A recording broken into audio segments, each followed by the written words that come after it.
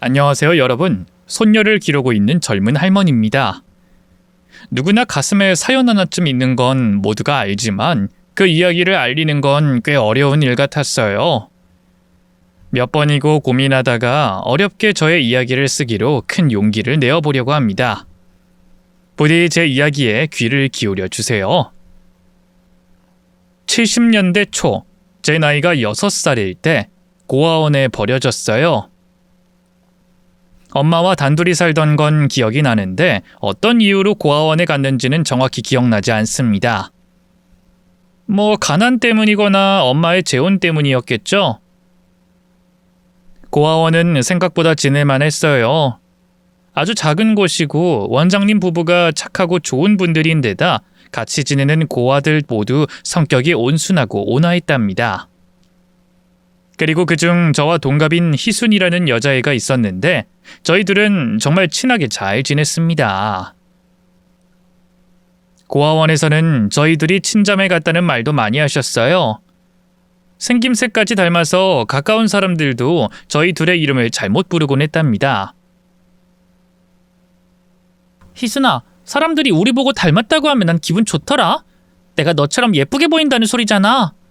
성자야, 너도 예뻐. 아니, 네가 나보다 훨씬 예쁘거든. 나야말로 널 닮았다는 말을 들으면 엄청나게 좋아. 그리고 성자, 너는 우리 고아원에서 가장 착하고 이해심 많은 아이잖아. 내가? 아닌데. 나 별로 안 착한데? 그리고 이기적인 앤데? 성자, 너는 네가 얼마나 좋은 사람인지 모르는구나. 앞으로 내가 계속 너에 대한 칭찬을 해줄 테니까 자신을 소중하게 생각해.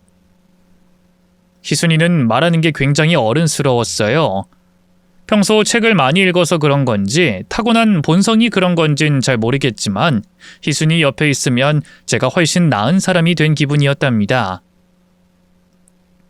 이런 친구와 고아원이라는 한 집에서 지내는 식구였으니 아주 살만했습니다. 희순이와 여러 에피소드가 많았는데 그중 가장 센 이야기를 해볼게요. 저희 둘이 9살일 때 학교에서 벌어진 일입니다. 선생님이 육성회비를 못 낸 아이들을 교탁 옆으로 세워놓고 손바닥을 때렸어요. 저와 희순이도 고아원에서 돈을 받지 못해서 앞으로 불려나갔죠. 바로 제 앞에 희순이가 섰고 곧 맞을 차례가 왔습니다. 그런데 희순이가 손바닥을 쫙 펴면서 담임 선생님께 이렇게 말했어요. 선생님, 제가 성자복까지 맞을게요. 5대씩 때리셨으니까 전 10대 때리시면 됩니다. 이 맹랑한 애 좀 보게. 너 지금 나랑 장난하니? 아니요. 어차피 저희들은 고아원에서 육성예비를 받아와야 해요. 근데 고아원 원장님이 아직 돈을 주시지 않았죠. 아무튼 저희들은 하나로 보시면 되니까 저한테 10대 때리세요. 참나, 어린 것이 선생님한테 까부는 것 봐라. 그래, 좋다.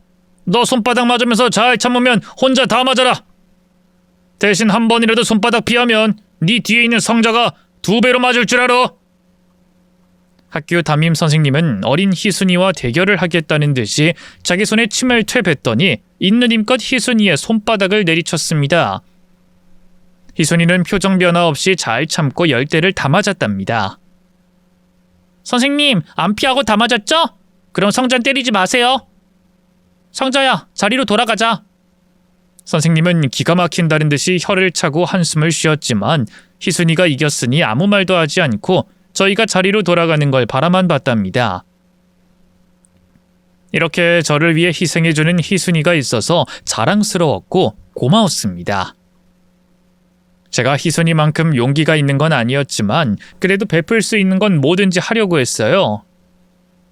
간식이 나오면 안 먹고 주머니에 넣었다가 나중에 희순이에게 전해주곤 했답니다.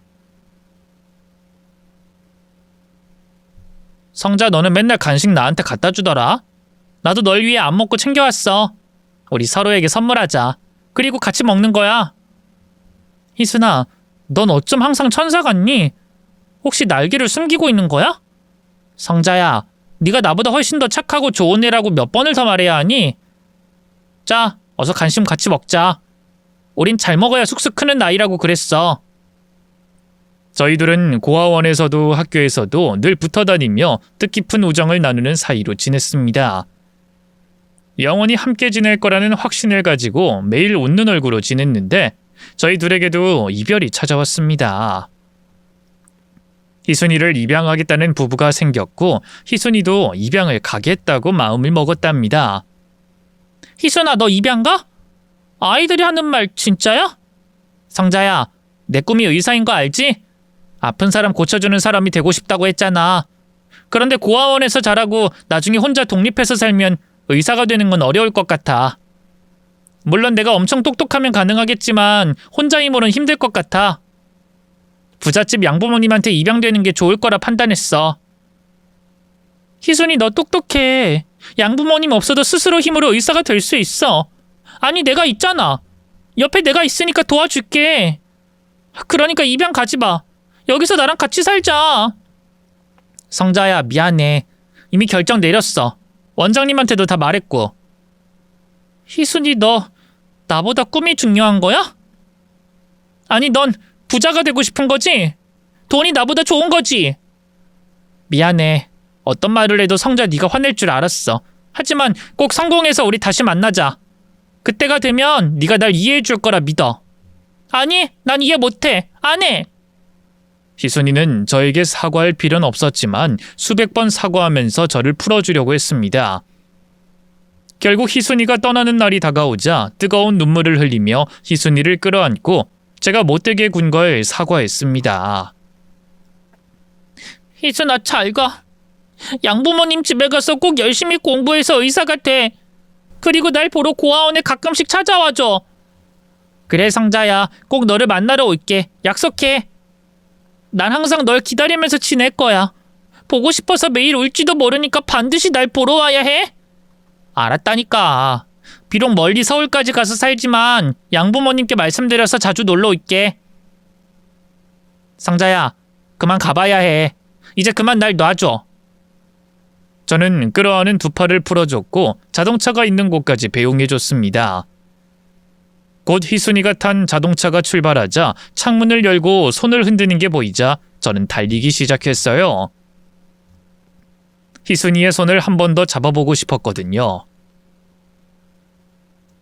하지만 자동차가 워낙 빨라서 그 손을 잡지 못했습니다. 저는 절친한 친구를 떠나보내고 잠시 슬프게 지내다가 이내 다른 고아 친구들과 웃으며 지냈습니다. 세월이 흘러 고아원을 나올 나이가 되었어요. 그동안 한 번도 희순이가 찾아오지 않아서 머릿속에서 거의 희미해졌답니다. 저는 먹고 살 걱정을 많이 하며 하루하루를 지냈습니다. 처음엔 봉제 공장에서 일을 시작했어요. 미싱 돌리는 게 쉬워 보였는데 막상 해보니 기술이 많이 필요하더군요. 저는 실수로 의류의 실을 잘못 박는 날이 많아 욕을 엄청 많이 들었습니다. 거의 매일 그런 잘못을 해서 몇 달 만에 공장에서 잘리고 나왔답니다. 이후 신문 배달과 우유 배달을 하며 생활했는데 그건 그래도 제대로 잘했어요. 뛰어다니면서 배달하는 게 손에 잘 익어서 실수한 적이 없었네요. 적은 월급을 받아가며 6년을 일해서 20대 중반이 되자 다른 일을 해보고 싶었습니다. 고아원 살 적에 봉사활동하러 오는 어른들이 멋져 보였고 비슷한 일이 뭐가 있는지 생각하고 살펴보니 유아원이나 유치원 같은 곳에서 아이들 돌보는 일이 눈에 띄더군요. 그 당시에도 부잣집이 많았으니 유치원의 아이들은 바글바글했답니다. 저는 유치원에서 밥해주고 청소해주는 이모로 취직했어요. 아이들에게 밥을 제공하는 것과 청소를 해주는 것, 그리고 선생님들을 도와 아이들을 돌봐주는 일은 저에게 너무나 기쁘고 재밌는 일이었습니다. 이 일을 1년 가까이 하자 저에게 확실한 꿈이 생겼어요. 공부를 해서 유치원 교사 자격증을 따 선생님이 되기로 마음먹었답니다. 그때 당시에는 고등학교 졸업장과 유치원 교사 자격 시험을 통과하면 유치원 교사가 될 수 있어서 대학을 가지 않아도 되었답니다. 유치원 원장님의 조언과 가르침으로 공부할 책을 얻어 주경야독으로 열심히 하루하루를 보냈는데 첫 시험에서는 안타깝게 떨어졌어요. 원장님은 한 번에 붙는 사람도 있지만 보통 한두 번 이상은 떨어진다며 위로하며 저를 열렬히 응원해 주셨습니다. 아무튼 하루를 이틀 혹은 3일처럼 꽉 채워서 시간을 보내며 지냈어요. 그러던 어느 날 매우 신기하고 재밌는 일이 저에게 찾아왔습니다. 이 이야기를 쓰려고 하니 가슴이 두근거리네요. 유치원에 새로 들어온 아이가 절 보자마자 놀란 눈으로 절 이렇게 불렀습니다. 엄마, 엄마가 왜 여기 있어? 방금 돌아서 나갔는데 왜 여기서 밥하고 있는 거야? 어머, 지금 나한테 하는 말이니? 새로 들어온 지연이지? 지연아, 이모가 지연이 엄마랑 닮았나 보다. 그래서 헷갈린 모양이야. 아, 엄마 아니었구나. 선생님, 우리 엄마랑 똑같이 생겼어요. 정말? 이모가 엄마랑 그렇게 닮았어? 어떤 분인지 꼭 보고 싶네. 이따가 절 데리러 오면 보여줄게요. 선생님, 이따가 꼭 같이 유치원 앞에 나가서 만나요. 그래, 얼마나 닮았는지 이모 눈으로 확인할게. 유치원 아이들이 실수로 엄마라고 부르는 경우는 있었지만 똑같이 생겼다며 엄마로 착각한 것은 처음이었어요. 그래서 지연이의 모친을 보고 반갑게 인사하고 이러한 일이 있었다고 일러주며 함께 웃을 생각이었죠. 그날 오후에는 지연이의 엄마가 오지 않고 다른 친척이 데리러 와서 얼굴을 보지 못했는데 이튿날 아침 출근하면서 유치원 앞에 세워진 벤치에서 지연이가 내렸습니다. 그리고 지연이의 모친이 따라 내렸죠. 저는 그녀의 얼굴을 보자마자 눈물이 왈칵 쏟아졌답니다. 지연이 엄마가 희순이... 희순아, 나 기억나? 나야, 나 성자라고. 그러네, 성자구나. 전 반갑게 맞이했지만 희순이는 그렇지 않았어요. 제 눈을 피하더라고요. 다시 반갑게 희순이를 불렀더니 이렇게 대답하더군요. 저기, 여기서 밥해주고 청소해주는 이모님이라고 했죠? 나랑 옛날에 인연이 있긴 하지만 난 애엄마고 그쪽은 유치원에서 일하는 사람이니 상호 존칭하는 게 좋겠어요. 앞으로는 말 조심해 주길 바랍니다. 희순아, 그게 무슨 소리야? 우리 친구잖아. 그것도 엄청 절친이었잖아. 그랬더라도 예의는 지켜주세요. 거의 20년을 보지 못했고 살아온 배경과 환경이 다르니 친구라는 말은 그 정도만 하시고요. 저는 서운함에 한숨이 나왔습니다. 그 상황을 무사히 넘기는 건 희순이의 말을 들어야 한다는 걸 알았기 때문에 시키는 대로 존댓말을 했습니다. 죄송합니다. 제가 옛 기억에 괜히 선을 넘었네요. 지연 어머님. 그럼 지연이 제가 데리고 들어갈게요. 저기 이모님, 우리 딸은 갑각류 알레르기가 있어요. 반찬에 새우가 자주 나온다고 알고 있는데 지연이한텐 그런 거 주지 마세요. 네, 어머님, 명심하겠습니다. 희순이는 보호자로서 전할 말만 하고 돌아갔습니다. 그리고 유치원에 들어가자 지연이가 저에 대해 물었어요. 선생님, 우리 엄마랑 친구였어요? 아주 옛날에 그랬지. 그런데 못 본 지 오래돼서 어색하네. 어디서 만난 친구인데요? 저는 차마 고아원이라고 대답하지 못했습니다. 아이에게 조금의 충격을 주고 싶지 않았습니다. 그리고 희순이가 그런 말을 딸이 듣는 걸 원하지 않았을 테니까요. 어릴 적에 학교를 같이 다녔어. 너희 엄마가 전학을 가게 되면서 만나지 못했지. 우와, 그럼 어릴 때 친구였네요? 근데 엄마는 왜 그렇게 쌀쌀맞게 대하죠? 쌀쌀맞은 게 아니라 어른이 되면 그럴 수도 있는 거야. 어릴 적 친구가 어색할 수 있다고. 무슨 말인지 모르겠어요. 한 번 친구면 영원한 친구 아닌가요? 유치원 선생님들이 그렇게 가르쳐 주셨단 말이에요. 그 말도 맞긴 한데 어른들 세계는 좀 복잡해. 아, 지연아, 너희 엄마 의사 선생님 되셨니? 의사요? 아니요, 엄만 집에서 지내요. 아, 주부구나. 아무튼 지연아, 네가 신경 쓸 일 아니니까 오늘도 유치원에서 재밌게 공부하고 놀아. 어린 지연이한테 희순이가 왜 그렇게 쌀쌀맞게 대하는지 어렵게 대답했습니다. 저는 다시 희순이를 만나면 둘만의 시간을 가져보기로 마음먹었어요.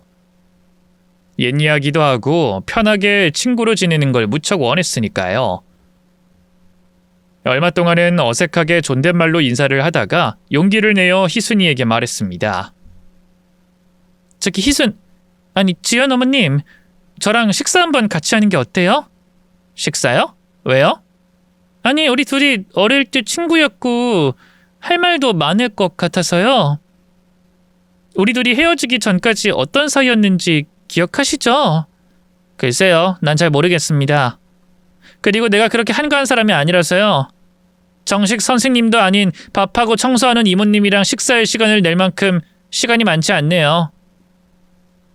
딱 잘라 말하길래 전 엄청 서운하면서 화가 났어요. 희순이가 철벽을 치고 다가오지 못하게 하니 감정이 앞섰답니다. 그래서 화나는 말투로 말했어요. 희순아, 진짜 너무하는 거 아니니? 너랑 나 친구잖아. 비록 네가 입양 가고 나서 한 번도 보지 못했지만 우린 둘도 없는 친구 사이였잖아. 이거 보세요. 왜 반말로 예의 없게 구는 겁니까? 어릴 때 잠깐 친했다고 그런 식으로 날 존중하지 않는 말투로 말하지 마세요. 희순아, 대체 어떻게 살아왔길래 딴 사람이 된 거니? 반말하지 말라고요. 더 이상 어릴 때 희순인 존재하지 않는다는 걸 깨달았습니다.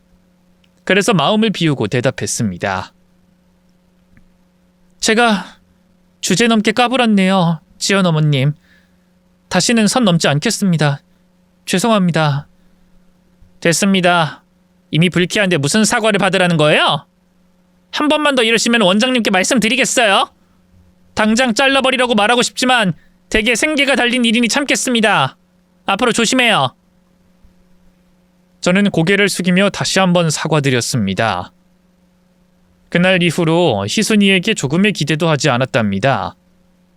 매일 지연이를 픽업하는 희순이와 얼굴을 마주치면 그냥 고개를 숙여 인사하는 게 전부였죠. 몇 달이 지나고 지연이를 데리러 와야 할 희순이가 오지 않았습니다. 유치원 선생님이 집으로 전화했더니 지연이의 아빠가 오셨답니다. 지연이 아버님이시구나. 안녕하세요. 네, 우리 딸 잘 놀았나요? 그럼요. 밝은 아이라서 하루 종일 웃고 잘 놀았습니다. 지연이가 제 엄마를 닮은 선생님이 있다더니 정말 그러네요. 제 아내와 많이 닮으셨습니다. 아니에요. 지연이 어머님이 훨씬 미인이시죠. 아무튼 고맙습니다. 지연이 데리고 가볼게요. 지연이 아빠이자 희순이의 남편은 세련되고 부티나는 남자였습니다. 부잣집에 입양 갔으니 남편도 아주 잘난 사람을 만난 것 같더라고요. 그런데 희순이는 그날을 기점으로 계속해서 유치원에 오지 않았어요. 지연이의 보모가 데리러 왔답니다. 저기 지연이 어머님은 요즘 왜 안 오세요? 아니 사모님이 좀 아프셔서요. 몸이 건강해지면 다시 나오실 겁니다. 많이 아픈가요? 그걸 알아서 뭐 하시게요? 사적인 질문은 그만하시죠. 아, 죄송합니다. 그냥 안부가 궁금해서요. 희순이가 아프다는 말에 신경이 쓰였습니다. 그런데 어느 날 충격적인 광경을 보고 말았어요. 유치원에서 퇴근하고 공부하러 가는 길에 희순이 남편이 웬 낯선 여자와 둘이 데이트를 하고 있었습니다. 손도 잡고 어깨동무도 하면서 저보다 10걸음 앞서서 걷고 있었습니다. 두 사람의 대화 소리가 곧 제 귀에 들렸어요. 자기야, 우리 모텔 가자. 저쪽에 좋은 곳이 새로 생겼대. 오빠, 맨날 모텔이나 다니고 그럴 거야? 언제쯤 날 오빠 집에서 살게 해줄 건데. 이혼하려고 했는데 사별하는 게 나을 것 같아서.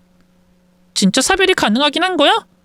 아프다고 말로만 떠들고 멀쩡하게 살아있는 게 몇 년째야. 아니야, 진짜 가망 없어. 의사한테 분명히 들었다고. 이야기를 들어보니 두 사람은 오랜 불륜 사이였고 희순이의 몸이 아파서 사별을 기다린다고 하더군요. 저는 두 사람에게 큰 소리치고 화를 내려고 했는데 입이 열리지 않았습니다. 희순이의 남편은 상간녀와 새로 생긴 모텔로 들어갔고 저는 땅만 쳐다보면서 한숨을 내쉬었습니다. 그리고 원장님께 희순이에 대해 얼마나 아는지 여쭤봤습니다. 어디가 아프고 병원은 어딜 다니는지 하나하나 질문을 했죠. 원장님은 자세한 건 모르겠으나 병원에 입원 중이라는 걸 알려줬어요. 어느 병원인지 안다고 짚어주셨고요. 그래서 저는 갈팡질팡하다가 며칠 만에 희순이가 입원한 병원을 찾아갔습니다. 병실 문을 열자 삐쩍 마른 희순이가 보였습니다. 희순아, 선생님이 여긴 왜... 희순아, 아직도 내가 남이니? 계속 그렇게 대할 거야? 그러자 희순이가 눈을 지그시 감더니 5초 뒤에 눈을 뜨며 말했어요. 성자야, 미안해. 내가 못되게 굴어서 마음 상했지. 그래, 아주 많이 기분 상했어. 난 너를 친구로 생각했으니까. 미안해. 내가 많은 일들이 있었고 많이 변해버렸어. 친구야, 미안. 사과는 됐고, 너 몸이 얼마나 안 좋은 거야? 괜찮아. 입원해서 치료하면 나을 거야. 희순아, 너 어떤 삶을 살아온 거야? 내가 아는 게 하나도 없으니까 이야기 좀 해봐. 특히 네 남편은 어떤지 말해줄 수 있어? 내 남편은 왜? 저는 애써 눈을 피하며 말을 돌렸습니다. 그런데 희순이는 이미 알고 있다는 듯이 미소를 지으며 저의 손을 잡고 말하더군요.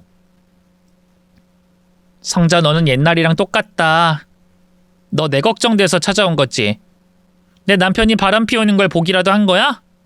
뭐? 너 그럼 다 알고 있던 거야? 몇 년이나 지났어. 그이 오랫동안 내 연녀랑 바람 피웠어. 희순아, 다 알고 있으면서 왜 아무것도 안 하는 거야? 이혼을 하든 쥐잡듯이 잡아서 정신을 차리게 하든 해야지. 내가 도와줄까? 확 잡아서 혼쭐 내줄까? 아니야, 성자야. 네가 이해하기 힘들겠지만 우리 부부 사이는 사랑과는 거리가 멀어. 그냥 모른 척 해주라. 어떻게 이런 걸 모른 척해? 이해가 안 되네. 희순아, 너 잘 살았어야지. 이게 뭐야? 미안하다, 실망시켜서. 병명이 뭔데? 대충 암 같은 거라는 걸 알아. 어디가 얼마나 아픈 거야? 뇌 종양이야. 치료를 지속해서 받아왔는데 상태가 심각해졌어. 수술을 해야 할지 말아야 할지 아직 결단을 내리지 못했어. 나을 수 있으면 수술해야지. 수술하면 깨어나지 못할 수도 있대. 그래서 고민하는 거야. 에이, 이 세상은 왜 이 모양인 거야? 누구보다 착하고 잘난 내 친구 희순이가 왜 이 꼴이 되게 한 거야? 너 부잣집에 입양돼서 어떻게 살았길래 병원에 입원까지 한 거야? 친구 희순이는 잠이 온다며 눈을 감더니 그만 가보라고 하더군요. 한참 희순이가 자는 걸 내려다보다가 자리에서 일어났습니다. 희순이는 시부모와 같이 산다는 걸 알고 있어서 집으로 찾아가기로 했어요. 지연이의 유치원 관계자라고 말하고 문을 열어달라고 했더니 가정부가 나와 저를 안으로 들여보냈습니다. 지연이 유치원 선생님이라고요? 네, 정확히는 밥 해주고 청소하는 직원입니다. 뭐야, 친모라는 건가? 겨우 그딴 일을 하는 여자가 우리 집에 찾아온 거야? 지연이 할머님, 할아버님, 저는 희순이의 친구입니다. 어릴 적 고아원에서 같이 살았습니다. 제가 여기 온 이유는 친구가 걱정돼서 왔습니다. 몸이 아픈 희순이를 두고 지연이 아버님이 바람 피우고 있다는 걸 두 분은 아시나요? 그게 당신이랑 무슨 상관인데? 네? 그럼 다 아신다는 거예요? 그런데 가만히 계신 거예요? 이 참모가 지금 뭐 하자는 거야? 내 아들이 여자 좀 만난다고 지적하고 훈계하러 온 거야? 야, 고아 따위가 감히 우리 집에 와서 따지고 드는 거냐? 네가 무슨 자격으로 관여하는 거야? 나가! 재수 없으니까 당장 나가라고! 아니 할머님, 잠깐만요. 전 친구를 위해 온 겁니다. 어른들이 이런 일을 알고 가만히 두는 게 참 기가 막히네요. 희순이는 병마와 싸우는 중인데 이러셔도 되는 겁니까? 안 나가? 이봐, 지금 안 나가면 사람 불러서 쫓아낼 거야. 당장 꺼져! 전 그 자리에서 쫓겨나서 본전도 찾지 못했습니다.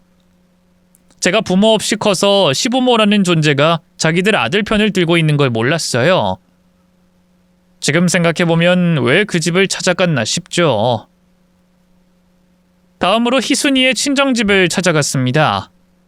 대저택이 엄청난 부자였더라고요. 희순이 친구라고 하니 문을 열어주셔서 차를 마시게 됐고 대화를 나누게 됐습니다.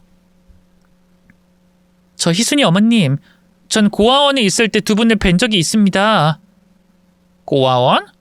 아, 거기 친구였구만. 그래, 고아원에서 잘 지냈나? 두 분 같은 양부모님을 만나지 못해 20살이 되기 전까지 고아원에서 자랐어요. 아유, 딱하네. 근데 우리를 찾아온 이유가 뭔가? 희순이에 대해 말할 게 있어서요. 어머님, 아버님, 희순이가 많이 아픈 건 아시죠? 혹시 치료할 방법은 없습니까? 걔는 뇌종양이 머리에 많이 퍼져서 의사가 손대는 걸 꺼려해. 수술은 고사하고 언제 저승 갈지 모른다고. 우리도 충분히 힘든 시간 보내왔고 안타깝지만 기적을 믿는 것 빼고는 치료할 방법은 없네. 그동안 희순이 부모님이 마음고생을 많이 했는지 얼굴에 그늘이 져 있었습니다. 그래도 해야 할 말은 하는 게 좋을 것 같아 희순이 남편 이야기를 꺼냈답니다. 어머님, 희순이 남편 이야기를 좀 할게요. 제가 눈으로 본 게 있고 희순이도 다 아는 사실이 있어요. 희순이 남편이 바람을 피우고 있습니다. 그래서? 네? 어머님 설마 알고 계셨어요? 참 아가씨가 순진하구만. 그럼 우리가 그런 거 하나 모르고 있을 줄 알았나? 그런데 왜 가만히 계세요? 흠신 혼내든지 이혼을 시키든지 해야죠. 이봐, 희순이를 그 집에 왜 시집 보냈는 줄 아나? 내 남편 사업에 가장 많은 투자를 한 사람의 아들과 결혼시킨 거야. 정혼이었다고. 정혼이요? 그래, 이 답답한 아가씨야. 처음부터 우리 남편 사업을 성공시켜준 장본인이 바로 희순이 시아버지야. 우리가 희순이를 입양한 이유가 뭐라고 생각하나? 내가 임신을 못하니 예쁜 딸내미 하나 입양해서 비즈니스를 끝까지 이끌고 나가기 위해서야. 이게 무슨 말이에요? 입양한 이유가 두 분의 사업을 위해서라고요? 정략 결혼을 위해 입양했다고요? 그럼 희순이 이용하려고 입양했다는 말입니까? 얼마나 더 설명해야 하는 거지? 이봐, 희순이는 우리 덕에 호강하면서 잘 자랐고 부잣집에 시집 갔어. 아픈 건 자기 관리 못해서 그런 거고 그나마 사별하면 투자를 유지할 수 있으니 가만히 두는 거고. 이제 좀 이해가 되나? 아니요, 이해하기 어렵습니다. 그 어린애를 입양했던 이유가 다 당신들의 비즈니스를 이용하기 위해서라는 거잖아요. 세상에 이런 못된 사람들 같으니 당신들은 부모 자격도 없어. 이 천하의 고아가 어디서 감히 우리를 욕해? 너 쓴맛 보고 싶어? 너 하나 없애는 건 일도 아니야. 희순이의 부모를 보니 그동안 어떻게 살아왔을지 듣지 않아도 알 것 같았습니다. 철저히 이용당하고 원하지 않은 삶을 살아온 걸 절실하게 깨달았죠. 그리고 이 짐승보다 못한 것들을 가만두면 안 된다고 판단했습니다. 저는 어리석은 고아이니 어른을 패도 죄책감을 가지지 않을 천한 사람이기에 그 자리에서 희순이의 부모를 공격했습니다. 무식하게 힘으로 밀치고 때리고 깨물고 핥혔죠. 두 부부가 경찰 부르겠다고 언성을 높이자 더 세게 두들겨 패줬습니다. 그 집에서 나와 며칠 뒤에 희순이의 시댁에 온 식구가 모였을 때 찾아갔습니다. 유치원에서 조퇴하고 찾아갔답니다. 희순이의 시부모, 남편, 그리고 상간녀까지 한자리에 있더라고요. 여기 다들 계셨네요. 대단들 하십니다. 바람난 상간녀를 이 집에 들이다니. 지연이가 이걸 보면 뭐라 생각하겠어요? 저 기집애가 또 찾아왔네.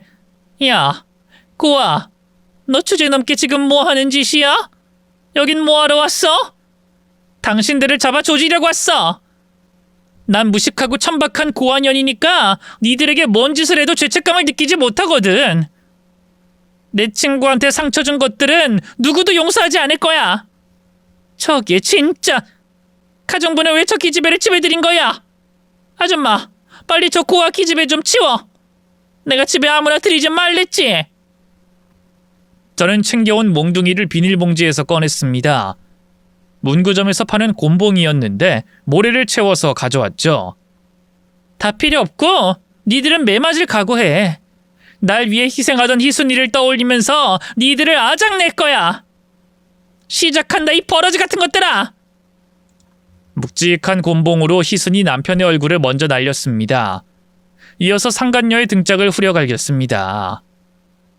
희순이의 시부모 역시 곰봉으로 사정없이 가격했죠. 눈이 돌아간 저는 브레이크가 작동하지 않아 네 사람이 기절할 때까지 후렵했습니다. 매우 원초적인 응징이었지만 일단 그것으로 희순이를 대신해 복수를 시작한 것이죠. 몽둥이라 여러 사람을 패주고 다음 단계로 넘어갔습니다. 변호사를 찾아가 희순이와 남편을 이혼시키려고 소장을 접수하기로 했습니다. 물론 희순이를 설득하는 데 시간이 좀 걸렸지만 제 말을 따라주기로 했어요. 희순아, 이제 힘든 짐 내려놔. 더는 참지 말라고. 네 부모가 너한테 한 짓, 시부모와 네 남편이 한 짓 모두 돌려받게 해주자고. 우선 이혼부터 해.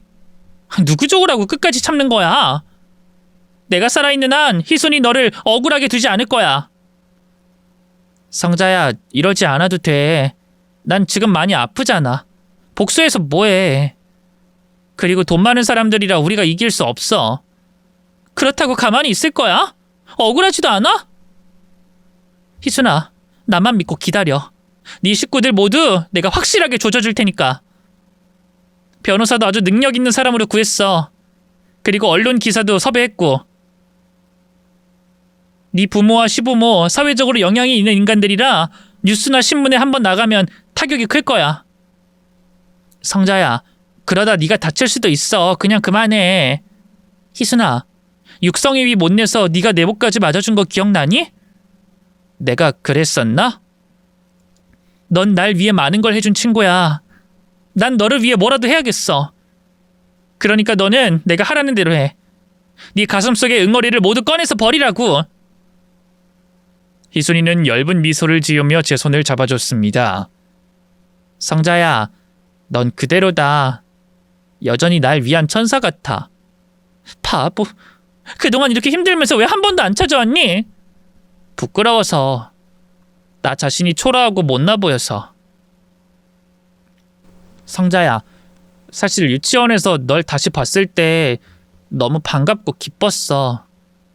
근데 내가 처한 상황이나 아픈 걸 들키기 싫어서 네가 나 때문에 슬퍼할까 봐 겁났어. 내 진심이 아니었으니까. 그때 일은 한 번만 봐주라.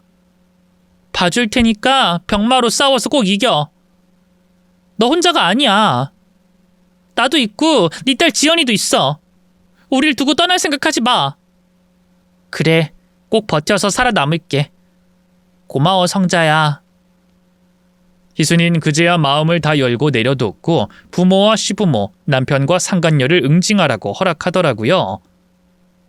그래서 이혼 변호사에게 소장을 접수했고 언론 기자를 불러다가 제가 아는 걸 모두 털어놨습니다. 제가 원하는 대로 이혼은 성공했고 위자료를 많이 받았어요. 그리고 신문 기사에 희순이의 양가 부모의 이야기가 실리길 기다리는데 기자의 연락이 뚝 끊겼습니다. 알고 보니 시부모와 희순이 부모가 돈으로 기자를 사버렸답니다.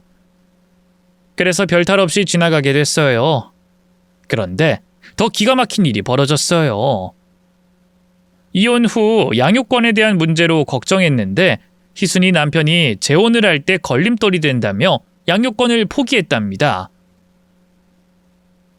제가 거기까지 생각하지 못해서 일단 희순이가 병원에 있으니 잠시 희순이 친정에 맡기기로 하고 찾아갔습니다. 지연이의 손을 잡고 들어갔죠. 아가씨 또 왔어? 우리 집안에 잡음을 심하게 내니까 재밌나? 자네 덕분에 내 딸이 이혼하게 됐고 투자도 다 끊겨버렸어. 그래서 제가 미우신가요? 그래요. 원망하고 절 응징하세요. 뭐든 받을 테니 희순이만 놓아주세요. 두 분의 꼭두각시로 세울 생각 그만하세요. 기가 차네. 천한 고아 따위한테 이런 일을 당하다니. 자네 때문에 우리 손해가 엄청나게 커. 그런데 무슨 할 말이 또 있다고 우릴 찾아왔나? 또 무식하게 때리려고 온 건가? 지연이 앞에서 무슨 말씀이세요? 전 아이 앞에서 그런 짓 안 합니다. 희순이가 지금 병상에 있으니 잠시 지연이 봐주세요. 외할머니시니 그럴 의무 있으신 건 아시죠? 이 고아 출신 멍청이 끝까지 눈치도 없네. 야, 우리가 미쳤냐? 피 한 방울 안 섞인 계집 아이를 우리가 뭐하러 키워? 사돈집에서 알아서 해줄 걸. 자네가 망쳤으니 자네가 알아서 해. 뭐라고요? 지연이를 내쫓겠다고요? 그래! 희순이가 이용 가치가 떨어졌고 피도 안 섞인 애를 우리가 봐줄 이유 없잖아.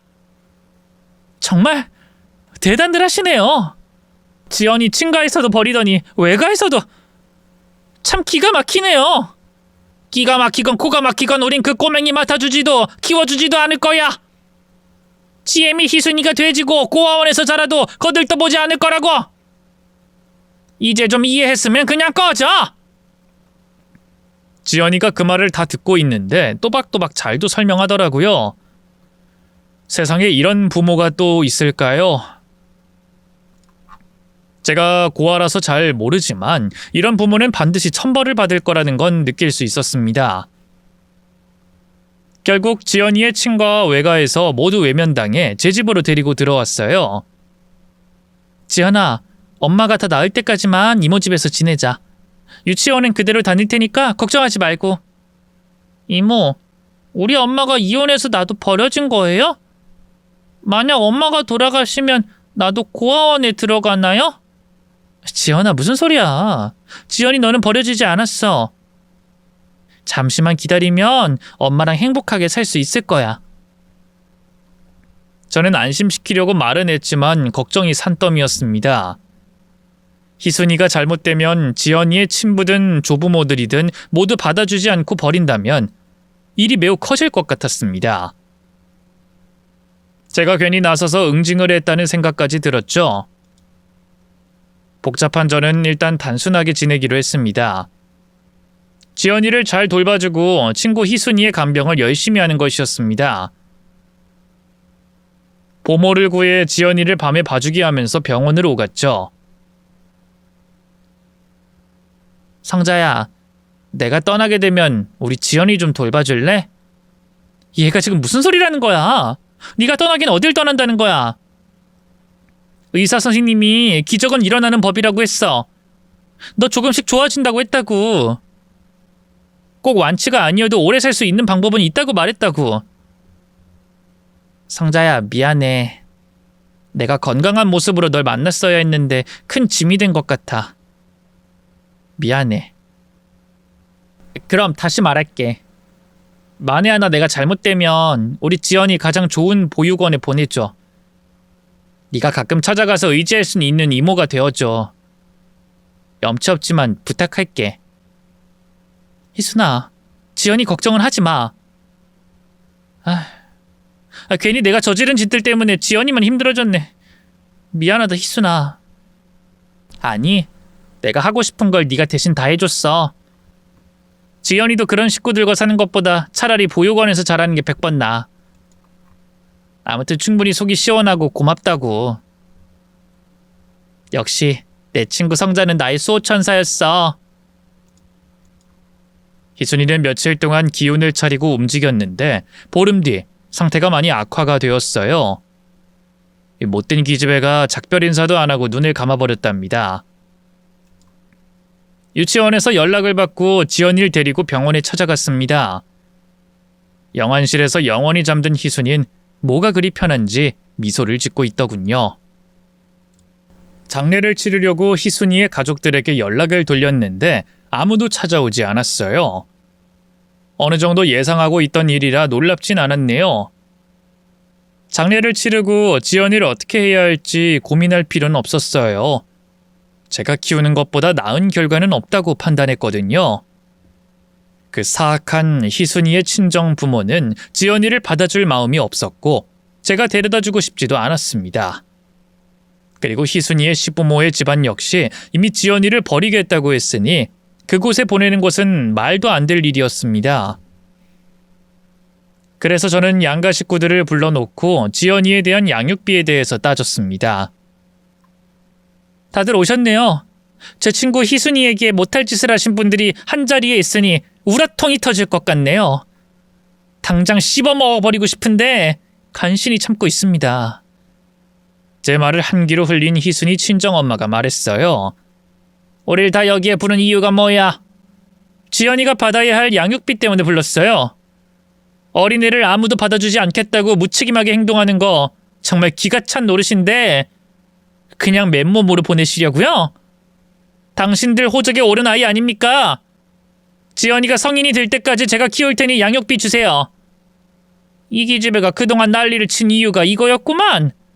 지연이 핑계 삼아서 한몫 단단히 뜯어내려는 거 아니야? 너 돈 받으면 지연이 버리고 도망가려는 거지? 그럼 그 돈 우리가 치워야 할 텐데 어떻게 믿고 너한테 양육비를 주겠어? 이어서 희순이의 시모가 말문을 열었습니다. 우리는 위자료 주고 내보냈으니까 그거로 끝내지. 사돈한테 양육비를 받든 말든 알아서 하고 우리한테 똥물 튀기지 마. 양육권을 넘겼다고 다 끝났다고 생각하는 것 같더군요. 지연이 할머니, 양육권을 넘겼으면 양육비도 주셔야죠. 그럼 이렇게 하지. 자네가 지연이를 끝까지 책임질지 아닐지 모르는 일이니 매달 지급하는 거로. 사돈 내 생각이 어떻습니까?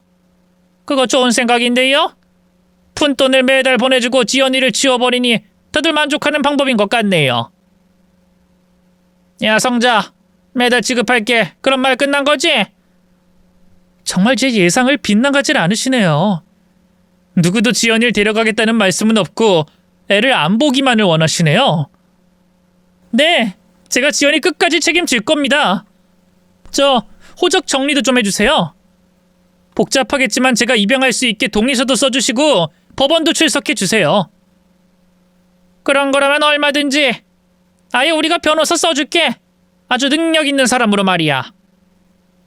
그 자리에 모인 인간들은 지연이를 호적에서 파겠다고 박수를 치며 기뻐하더군요.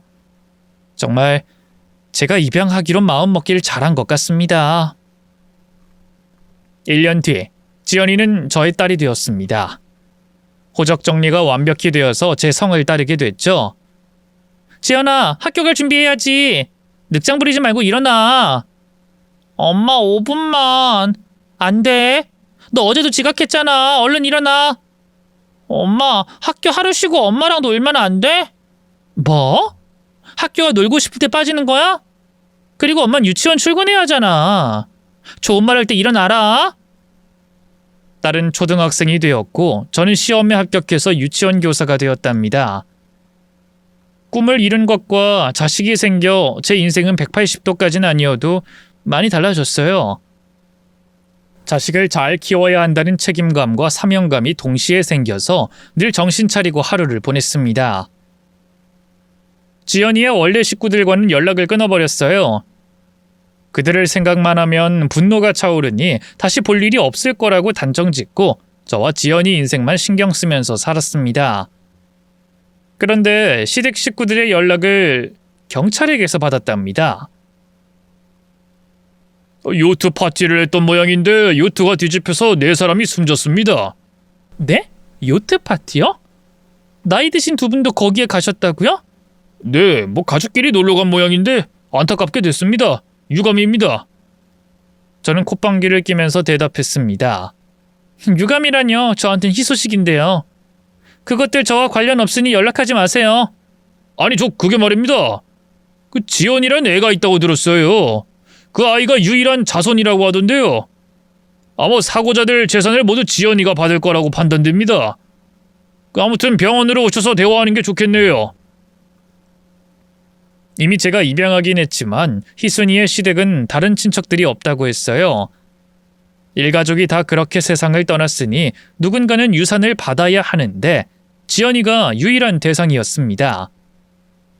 그래서 지연이를 데리고 가서 서류에 이것저것 사인을 했고 장례식은 제가 치르지 않고 상조회사에서 약식으로 치르고 끝냈답니다. 지연이는 수십억의 유산을 받게 됐죠. 보호자인 제가 그 돈을 보관하게 되었는데 단 1원도 쓰지 않고 나중에 돌려주기로 다짐했습니다. 그런데 이 소문을 들은 누군가가 저희 집을 찾아왔습니다. 여기가 맞네. 성자야, 오랜만이야. 희순이 부모님? 여긴 웬일이세요? 웬일이긴, 자네가 보고 싶어서 왔지. 우리 손녀도 보고 싶고. 두 사람은 무슨 일이 있었는지 많이 야위었더군요. 성자야, 우리가 부동산 투자를 세게 했다가 쫄딱 망했지 뭐야. 사업 접고 심심해서 돈놀이를 좀 하면서 지내는데 우리가 욕심을 너무 크게 부렸어. 정말 처절하게 망했나봐요. 양육비를 일부러 안 주나 했더니 그게 아니었나봐요. 아무튼 꼴이 말이 아니네요. 그래 보이지? 예, 성자야. 우리도 그 소식 들었다. 지연이 친가 식구들이 사고로 모두 다 돌아가셨다고? 아, 네. 그렇게 됐다네요. 아우, 참 안타까운 일이지. 아휴, 그러게 사람들이 착하게 좀 살지. 왜 우리 딸을 아프게 하고 못된 짓을 했는지. 어머님, 낱말하지 마세요. 두 분이 더하면 더했지 절대로 덜하진 않으니까요. 어머머, 얘가 아직도 우리를 오해하고 있네. 얘 성자야. 지연이 친가 유산 다 받았다며? 그 돈은 지연이가 성인 되면 알아서 줄 겁니다. 얘 성자야. 우리가 지연이 데려가서 다시 키우려고 왔다. 지연이 우리한테 줘라. 두 사람이 제 앞에 나타났을 때 이미 눈치채고 있었습니다. 충분히 그러고도 남을 인간들이었으니까요. 희순이를 그렇게 이용하시더니 이번엔 지연이를 이용하시려고요? 돈이 생겼다고 하니까 얼씨구나 하고 달려오신 거죠? 근데 어쩌죠? 지연이는 법적으로 제 딸입니다. 두 분이 동의하셨던 거 까먹었어요? 어떻게든 버리려고 안달난 사람들이 이제 와서 도로 가져가겠다고요? 야, 너무 그러지 마라. 우리도 반성 많이 하고 후회도 하고 있으니까. 희순이한테 못할 짓을 많이 해서 가슴에 한으로 남았다고. 그래서 우리가 지연이 잘 키우면서 죄를 갚고 싶어. 웃기지들 마세요. 지연인 내 딸이니 아무데도 못 데려가십니다. 돈이 궁하시면 밖에 가서 일해서 벌 생각을 하세요. 아유, 우리 성자가 화가 많이 났네. 그럼 이렇게 하자. 네가 우리 손녀를 데려갔으니 몸값을 좀 줘라. 한 10억 맞네. 어이가 없네. 당신들 사람 맞아요? 내 친구 희순이를 비즈니스로 이용하려고 입양해서 큰 상처 주더니 이번엔 희순이 딸의 몸값을 달라고? 양심도 없고 염치도 없고 악마가 따로 없네. 당장 꺼져! 정말 기가 막혀서 당장 쫓아내려고 했습니다. 야, 성자야, 가만히 있어봐. 우리도 그 돈을 일부 받을 자격이 있다고 생각한다. 네가 설치는 바람에 내 딸 희순이가 이혼을 한 거 아니야? 그때 이혼이 아닌 사별만 했었어도 우리 남편 회사는 아직 멀쩡했을 거다. 네가 집안 망쳐서 우리가 홧김에 지연이 너에게 보낸 거라고? 그러니 돈이랑 지연이 내놔. 뭘 내놔? 지연이가 물건이야? 내 딸이야. 이 사악한 짐승들아. 여기가 어디라고 해서 감히 협박이야? 당신들 오늘 진짜 쓴맛 똥맛 보고 싶어? 입 닥치고 꺼져. 내 딸이 집에 오기 전에 사라지라고. 못 가. 돈 주면 나갈게. 그게 아니면 아예 여기 밖에서 살 거라고. 그러셔? 버티겠다고? 좋아. 당신들이 달라는 거 줄게. 기다려. 저는 잠시 안방으로 들어가서 두 사람에게 줄 것을 챙겨왔습니다. 성자야, 얼마나 주려는 거야? 한 10억? 아니, 그 20억 정도는 줘야 한다. 20억 드릴게요. 자, 시작합니다. 방구석에 있던 곤봉을 꺼내와서 두 부부를 흠씬 두들겨 패줬습니다. 20억 원어치 때려줄게, 이 잡것들아. 이게 뭐 하는 짓이야? 이 무식한 고환년이 또 매질이네. 그래, 난 단순 무식해서 바로바로 일을 해결해야 해. 니들은 나에게 가장 큰 문제점이니 오늘 확실하게 해결할 거야. 곤봉 맛을 제대로 보고 다신 찾아오지 못하게 해주겠어. 모래가 가득 찬 곤봉을 휘둘러서 정말 지옥의 맛을 보여줬습니다. 한참 맞으면서 버티더니 돈이고 뭐고 다 포기했는지 맨발로 뛰쳐나가더군요. 아이씨, 야, 이 무식한 고환년아, 너 우리가 다시 올 때까지 딱 기다려. 기다리긴 뭘 기다려. 당신들이나 거기 딱 서서 기다려. 오늘 지옥행 열차표 끊어줄 테니까. 젠장. 오지마! 오지 말라고! 다시는 안 찾아올 테니까 그만하고 멈춰! 정말이지? 그래! 네 성질 머리 보니까 10원 한 장 받기 어렵다는 걸 알겠다. 우린 그냥 간다. 두 부부는 거짓골에서 벗어나려고 왔다가 매만 처맞고 도망갔습니다. 그리고 다시는 제 앞에 나타나지 않았답니다. 세월이 흘러 제 딸은 대학에 가고 취직을 했고 결혼을 했답니다. 그리고 2년 뒤에 딸아이는 제가 보관하던 유산으로 저택을 마련했어요. 거기서 저와 사위 그리고 어여쁜 손녀까지 한 집에서 살게 됐습니다. 지연아, 의사 생활하는 건 안 힘드냐? 엄마, 이건 내 꿈이면서 돌아가신 엄마가 꿈꾸던 일이잖아. 행복하게 일하고 있어. 너도 참 대단하다. 그 힘든 공부를 다 하고 결혼해서 애까지 낳았으니 말이야. 이 엄마는 아무것도 못했는데 말이야. 엄마, 나 키워주고 유치원 교사로 오랫동안 잘했잖아. 근데 하나 걸리는 게 있긴 하네. 지금이라도 늦지 않았어. 남자 만나봐. 남자? 너 내가 애인 사귀면 손녀 못 봐주는데 괜찮겠냐? 그렇게 되나? 우리 딸을 다른 사람이 키우는 건 싫으니까 나중에 남자 만나야겠네. 어이, 그 자식아. 엄마 너랑 손녀 때문에 사는데 무슨 남자를 만나겠냐? 이 엄마는 지금이 제일로 행복하다고. 엄마, 고마워. 내가 잘 크게 된 건 다 엄마 덕분이야. 내가 오래오래 옆에서 효도할게. 효도는 벌써 다 했다. 네 건강이나 잘 챙겨가면서 일해. 이서방도 너무 일만 하는 것 같으니까 일 좀 줄이라고 하고. 안 그래도 그이가 가족여행 가자고 하던데 엄마 괜찮지? 가족여행? 나도 끼워주는 거냐? 엄마도 참. 당연히 우리 집안의 중심인 엄마가 같이 가야지. 그래, 이 엄마는 너만 좋다면 어디든 따라갈 거야. 저는 이렇게 딸과 손녀 그리고 사위와 함께 지내면서 나이를 먹고 있습니다. 고아원에서 만난 친구 그리고 이별과 재회, 여러 가지 사건과 복수전까지 모두 다 운명 같은 생각이 듭니다.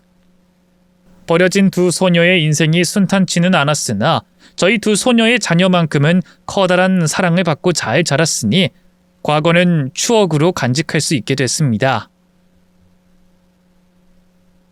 저의 이야기는 여기서 마무리 지어야겠네요. 재밌게 들어주셨으리라 믿고 물러갑니다. 안녕히 계세요.